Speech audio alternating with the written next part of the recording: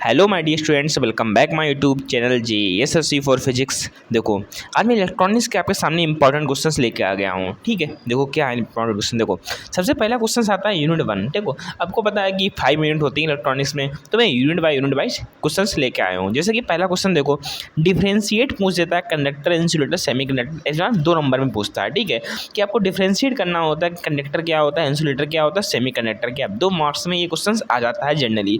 2 marks में ये भी क्वेश्चन जनरली पूछ देते हैं BI characteristics of P injection diode. ये 5 मार्क्स में भी मिल सकता है सेक्शन बी में, और 2 नंबर में भी मिल जाएगा।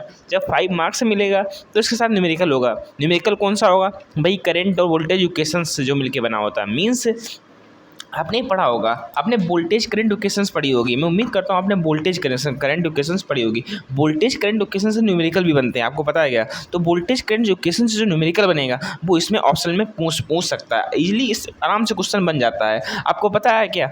I=I0 e की पावर में लिख देता हूँ यहाँ पर क्या इक्वेशंस क्या होती है, मैं यहाँ पर लिख देता हूँ। रेडिश कार्ड होता है I=I0 e की पावर b ईटा BT -1। BT है वो इसमें मल्टीप्लाई होता है। ठीक, BT -1 ये होता है। ठीक है, आपको पता है यहाँ से इसके साथ न्यूमेरिकल बन जाते हैं जब ये कभी 5 नंबर में पूछा जाए। तो यदि जब वही 5 नंबर में पूछा जाएगा तो इसके साथ ये न्यूमेरिकल बन जाता है। वैसे 2 नंबर में आने वाला टॉपिक है, ज़्यादा मत सोचो। ठीक है, डिफ्रेंशिएट करने का आएगा, ये भी 2 नंबर में आएगा। ठीक है, ये इंपॉर्टेंट टॉपिक है, ये 5 नंबर के बहुत इंपॉर्टेंट टॉपिक है। सेक्शन बी में पूछा जाता है।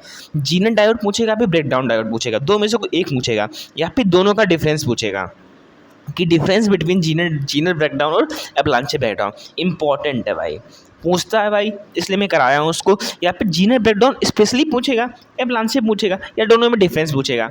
आपको तैयार करना है। 5 नंबर में आएगा, सेक्शन बी में आएगा। ठीक है, अब ये देखो, ये जो 4 टॉपिक है लग रहा है कितने छोटे टॉपिक हैं, पर रियलिटी पूरा चैप्टर इन्हीं पर बेस है। यहाँ से रेक्टिफायर से 10 नंबर का आएगा bridge rectifier. Generally bridge rectifier ही पूछा जाता है, तो मैं उम्मीद करता हूँ ये आपका आएगा ब्रिज रेक्टिफायर।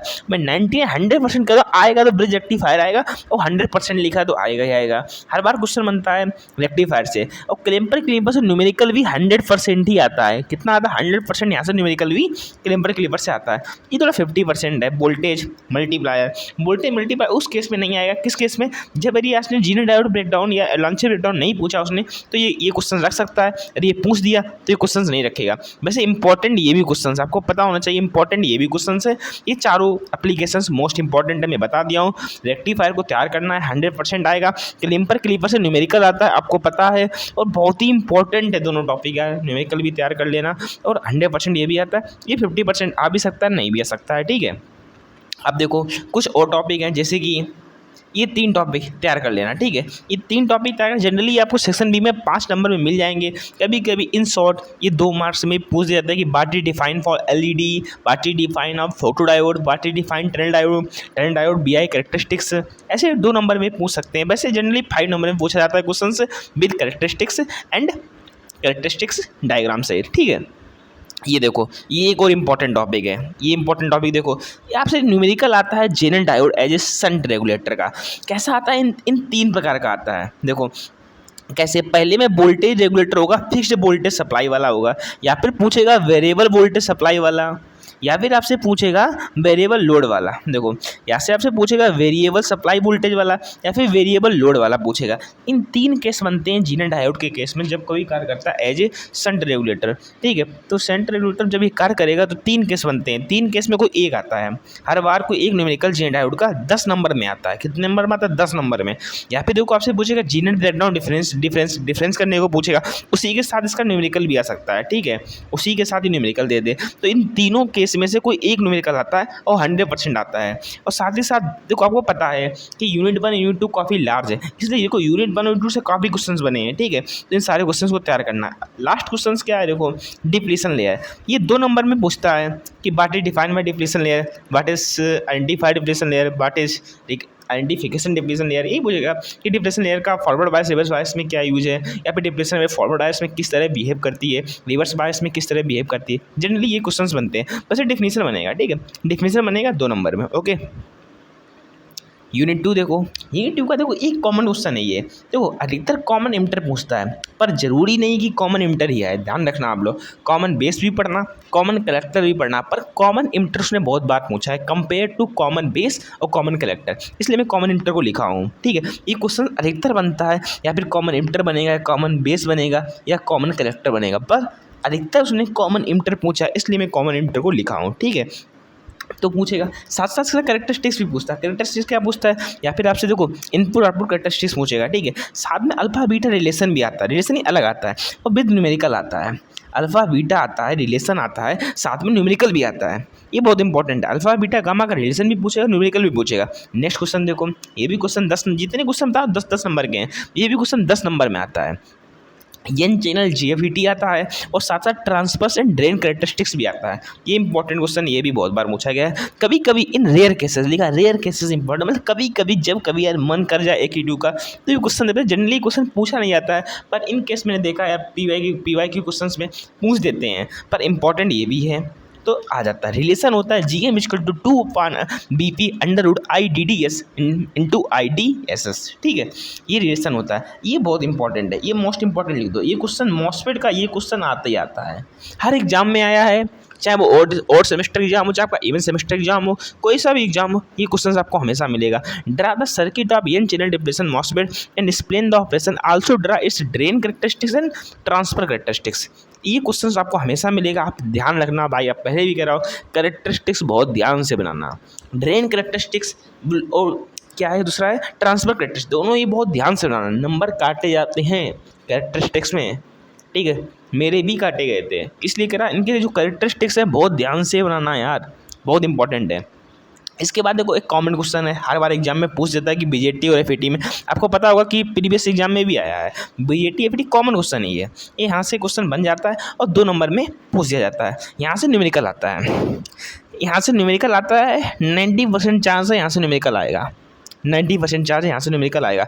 और अल्फा बीटा गामा एन से भी एक न्यूमेरिकल आ सकता है, या फिर इससे न्यूमेरिकल आएगा, दोनों में से किसी एक से न्यूमेरिकल आता ही है। यूनिट 2 में IC = B beta IB plus ICEO, IC = ये IC क्या है, कलेक्टर करंट है। ठीक है, कलेक्टर करंट, ये किसके लिए, फॉर कॉमन इंटर कॉम्बिनेशन के लिए है। अरे आप कॉमन बेस के लिए देखेंगे तो फॉर्मूला अलग हो जाएगा, ठीक है, पर कॉमन इंटर के लिए फॉर्मूला अप्लीकेबल है। ठीक है, इसके बाद देखो ये था यूनिट 2। यूनिट 2 में इतना इंपॉर्टेंट टॉपिक था, जिसमें मोस्ट इंपॉर्टेंट टॉपिक मैंने बता दिया आपका, मॉस्फेट आना है, ये मॉस्फेट हर बार पूछता है। और आपका एक और इम्पॉर्टेंट मोस्ट टॉपिक है कॉमन इंटर, ये भी अधिकतर पूछ देता है KTU ये क्वेश्चन। ठीक है, पर जितने क्वेश्चन सारे इंपॉर्टेंट आप पढ़ के सारे क्वेश्चन जाना, यदि आपको अच्छे नंबर लाने हैं तो। यूनिट 3 देखिएगा, तो यूनिट 3 भी कुछ क्वेश्चंस आउट होते हैं, जैसे कि ब्लॉक डायग्राम पूछेगा, कैरेक्टरिस्टिक्स तो हर बार पूछता है, 2 नंबर में पूछेगा, फिर 5 नंबर में पूछेगा, डिपेंड करता है एग्जामिनर के ऊपर। ठीक है, ये क्वेश्चंस आउट हैं, ये क्वेश्चंस आउट हैं, ये क्वेश्चंस आउट होते हैं। जैसे कि इनमें देखो एक क्वेश्चन आएगा इंटीग्रेटर, 100% हर बार ये पूछा जाता है, कभी ये पूछ लेता है, कभी ये पूछ लेता है, कभी डिफरेंशिएटर पूछ लेता है, और न्यूमेरिकल भी आता है, इससे एक न्यूमेरिकल भी आता है, तो अब ध्यान रखना न्यूमेरिकल भी आता है, साथ साथ ये जाना इंपॉर्टेंट है इंटीग्रेटर पर आप सारे लेना। ठीक है, ये जाना इंपॉर्टेंट है, पर ये सारे लेना। ठीक है, इसके बाद देखो एक कॉमन क्वेश्चन है कि तो क्वेश्चन ऐसे पूछा जाता है, कैरेक्टरिस्टिक्स ऑफ ऑपरेशन, या फिर पूछेगा पैरामीटर ऑफ ऑपरेशन एम्पलीफायर, तब भी आपको ये लिखना है। कैरेक्टरिस्टिक्स ऑफ ऑपरेशन एम्पलीफायर, तब भी आपको ये लिखना है। मतलब ये बहुत ही इंपॉर्टेंट, 2 नंबर के पॉइंट ऑफ व्यू से भी इंपॉर्टेंट है और 5 नंबर के पॉइंट ऑफ व्यू से भी इंपॉर्टेंट है। कैरेक्टरिस्टिक्स ऑफ पैरामीटर पूछेगा तो 5 नंबर पूछेगा। एक सिंपल पूछा CMR से क्या समझते हैं आप, या डिफाइन द CMR, या फिर डिफाइन द स्ल्यू रेट, तो ये स्ल्यू रेट मतलब ये कितना भी पूछेगा तो 2 नंबर में पूछेगा। यदि ऐसे पूछा कैरेक्टरिस्टिक्स के रूप में तो 5 नंबर में पूछेगा। ठीक है, ये और एक और इम्पॉर्टेंट टॉपिक है। देखो मैं IoT को पूरा नहीं कवर किया हूँ, IoT आप पढ़ लेना, पर IoT का एक इंपॉर्टेंट टॉपिक हमको लगता है माइक्रो कंट्रोलर। एग्जामिनर का मनपसंद क्वेश्चन है यार, ये हर बार एग्जामिनर पूछता है कि माइक्रो कंट्रोल माइक्रो प्रोसेसर क्या है, and why micro control are preferred for controlling operation. ये क्वेश्चन एक फेवरेट क्वेश्चन है AKTU के एग्जामिनर का। ठीक है, अधिकतर ये क्वेश्चन आता है। ठीक है, यूनिट 3 में इतना ही मैंने किया कवर आपको। ठीक है, इसमें देखो IoT में नहीं किया हूँ, थोड़ा IoT का मैं एक ही क्वेश्चन लिया हूँ, तो IoT आप पढ़ लें, ब्लूटूथ है उसमें आ जाता है, तो आप पढ़ सकते हैं, सेंसर है, या पढ़ सकते हैं अपने आप से भी। ठीक है, आगे देखो यूनिट 4 को मैं बहुत छोटा लिया हूँ, क्योंकि यूनिट 4 से जाना कुछ नहीं आता। एक के मैप का 100% क्वेश्चन आता है 10 नंबर में, ये भी आउट क्वेश्चन है, 100% आता है ये क्वेश्चन। नंबर सिस्टम का 5 नंबर में क्वेश्चन आएगा, decimal to binary, binary to decimal, octal, octal में आज बदल देगा या फिर आपको डेसिम बदल देगा, बाइंडिंग बदल देगा, ऑक्टल बदल देगा या फिर आपको हेक्सा में बदल देगा या फिर हेक्सा डेसिमल में बदल देगा। तो कुछ में भी बदल सकता है, नंबर सिस्टम पर डिपेंड करता है। लॉजिक गेट 2 नंबर में, एंड लॉजिक गेट क्या होता है, और logic gate, symbol of and logic gate, simply for Boolean expression of and logic gate, ऐसे करके एंड लॉजिक गेट 2 नंबर में कोई क्वेश्चन पूछ लेता है। ठीक है, ये क्वेश्चन 10 नंबर में भी आता है, 5 नंबर में भी आता है। ये क्वेश्चन 10 नंबर में भी आता है, 5 नंबर में भी आते हैं। एक तो कोनिकल एसओपी में बदलवाएगा या कोनिकल पीओएस में बदलवाएगा।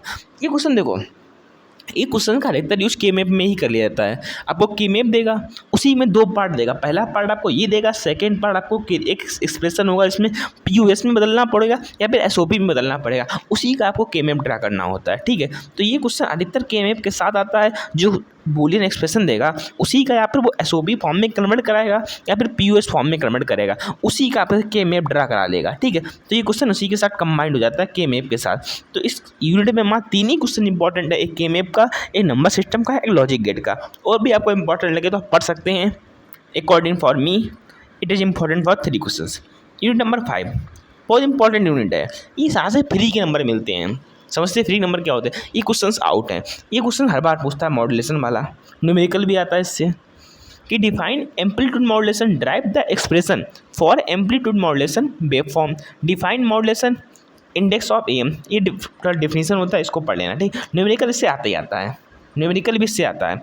और अधिकतर देखा है मैंने थोड़ा प्रीवियस एग्जाम में, ये रिलेशन बहुत पूछा जा रहा है, ये रिलेशन बहुत पूछा जा रहा है। मैंने प्रीवियस एग्जाम पेपर देखा कि total power of AM wave, और यहाँ से न्यूमेरिकल भी बन रहा है, यहाँ से न्यूमेरिकल भी बन रहा है। खुशी की बात ये कि आपसे डेरिवेशन ड्राइव करने को कहकर न्यूमेरिकल भी आ रहा है, तो कोई दिक्कत है यार, फ्री का नंबर यार, इसको तो आप कभी भी मत छोड़ना, हमेशा करके आना। ठीक है, यहाँ से न्यूमेरिकल बनना, मैं लिखा भी न्यूमेरिकल बन रहा है यूनिट 5 से, यूनिट 5 से न्यूमेरिकल बन रहा है, यूनिट 3 से न्यूमेरिकल बन रहा है, यूनिट 2 से न्यूमेरिकल बन रहा है, यूनिट 1 से न्यूमेरिकल बन रहा है। तो न्यूमेरिकल पोर्शन इसमें बहुत ज़्यादा होता है, जिस प्रकार इलेक्ट्रिकल में होता है। एक देखो यहाँ इन दोनों में कोई एक हर बार पूछा जाता है, या फिर आपसे सैटेलाइट पूछेगा या फिर आपसे रेडार पूछेगा, विद ब्लॉक डायग्राम में पूछेगा, और वे भी अधिकतर 5 नंबर में पूछता है।